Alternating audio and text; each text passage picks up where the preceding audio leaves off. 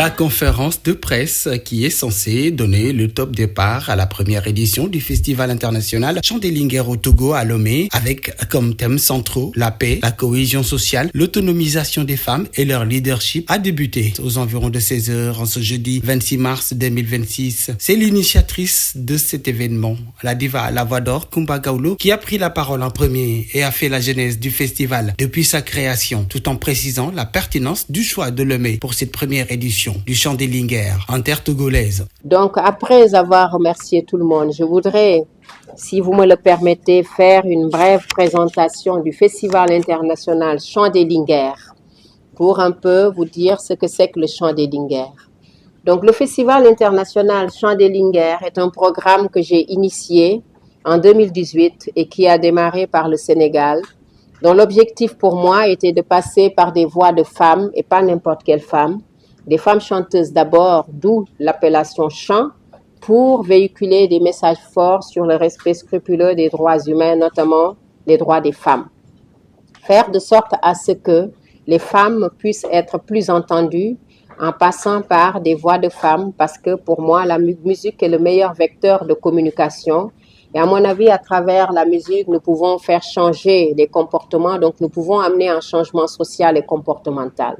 Donc le but du Festival international Chant des Linguères est de passer par les femmes pour amener les femmes à faire changer leur situation, à faire changer les comportements, à améliorer les conditions de vie de la femme, raison pour laquelle j'ai voulu passer par des voix de chanteuses pour véhiculer ces messages forts.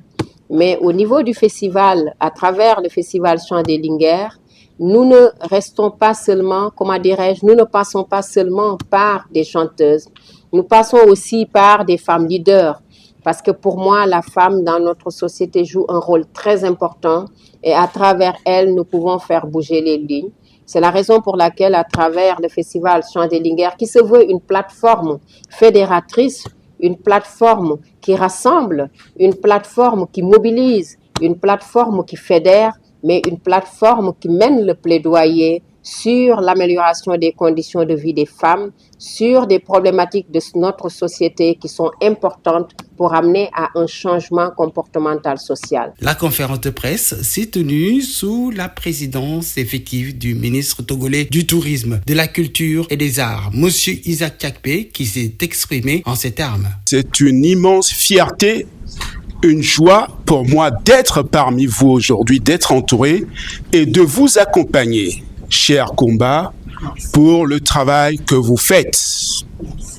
Et je dois le dire, si je prends la parole aussi, je la prends avec fierté au nom du gouvernement togolais pour cette initiative. Et je voudrais d'abord saluer Kumba Gawlo, la diva, car, vous permettez que je finisse, ce que j'ai noté chez elle, c'est un rare sens de l'opiniâtreté. L'opiniâtreté, c'est le courage de tenir pour ce qu'on fait, d'aller jusqu'au bout, quoi que cela puisse vous coûter. D'autres intervenants ont également pris la parole, à l'exemple de Madame Elise Kakam, représentante résidente de l'UNFPA. Le système des Nations Unies est fortement engagé à supporter cet événement parce qu'il parle de la femme, il parle des jeunes. Il parle de la paix et de la sécurité.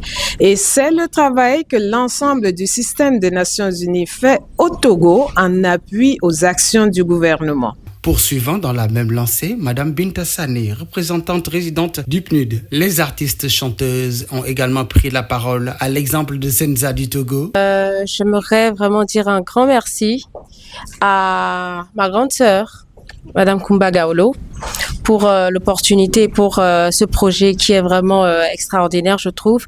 Excellence, Monsieur le Ministre, mes respects. Représentante et représentants des institutions, bonsoir à tout le monde. Mais d'abord, je tiens vraiment à ce qu'on fasse un énorme banc pour Madame Kumba Gawlo, s'il vous plaît, et à toute son équipe. Merci beaucoup. Mais également les autres artistes venus pour participer à ce festival Awaboussim du Burkina Faso. Permesso Zenisa à Ouagadougou, au Burkina Faso. Et Sénégalais Nengadefo, Gergergefo. Donc, moi, je vais parler mon langue. Voilà, donc mon maranger ici va l'expliquer ce que moi j'ai dit. Donc, Kumbagalo, mon grand sœur, moi, je Barkada Gota, donc moi, je Barkada. Anna Fambo du Bénin. Moi, je suis heureux, très heureuse d'être parmi vous. Bénin, Togo, c'est la famille. Donc, je suis à la maison alors.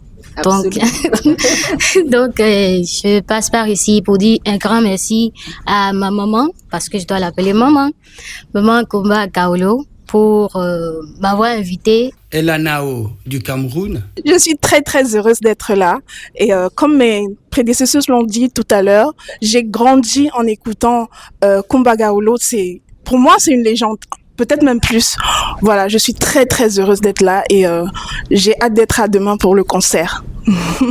D'autres participantes ont également honoré de leur présence cette conférence de presse. Naboudia du PNUD, Judith Dagbovi, représentante Move Africa Togo, le sponsor leader, la représentante de l'OIM et une délégation de la communauté sénégalaise vivant au Togo. Une conférence de presse sert de manière générale à diffuser une information stratégique ou urgente à de nombreux médias simultanément. Elle permet de maîtriser la communication, de clarifier des sujets complexes parfois, de valoriser un lancement ou de créer un impact médiatique fort entre autres. Et c'est justement à cet exercice que l'initiatrice de cet événement, la diva à la voix d'or, s'est adonnée. Ce qui se conçoit bien s'annonce clairement, a-t-on l'habitude de dire, et on peut l'avouer sans risque de se tromper, la reine de la musique africaine a une parfaite maîtrise de son sujet. Et la preuve en est donnée au moment où les journalistes furent conviés à formuler leurs questions à tour de rôle. Et là, la réponse tomba unanime, péremptoire, surprenante surtout, venant de la part de journalistes, certes jeunes la plupart, mais rompus à la tâche pour certains d'entre eux. On n'a pas de questions parce que, madame, vous avez tellement bien exposé le sujet qu'on n'a nullement besoin d'informations supplémentaires. C'est donc au terme de cette séance que les journalistes ont eu l'opportunité de recueillir les impressions de la diva à la voix d'or avant que toute l'assistance ne soit conviée à un cocktail pour se donner rendez-vous le lendemain matin pour le forum prévu à l'université de Lomé.